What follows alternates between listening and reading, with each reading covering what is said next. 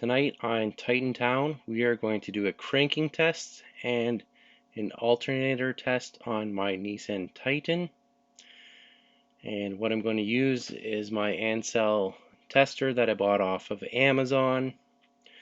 It was about $60, and there's a link in the description below. So it does 3 tests: the battery test, cranking test, and alternator test. So select battery in vehicle to start, and then cranking test,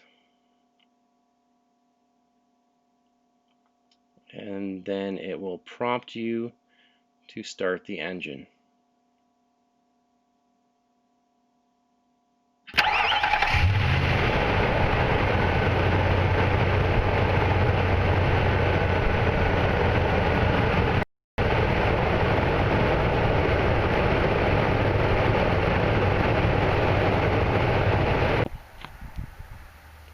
So this is the result of the cranking test, the time and the voltage. So this test result shows that the voltage was low during cranking, 9.07 volts.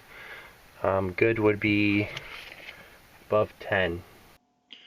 So now that the cranking test is complete, leave your vehicle running and then go and select charging test, and the device will prompt you to rev the engine to 2500 RPM and keep it there for 5 seconds.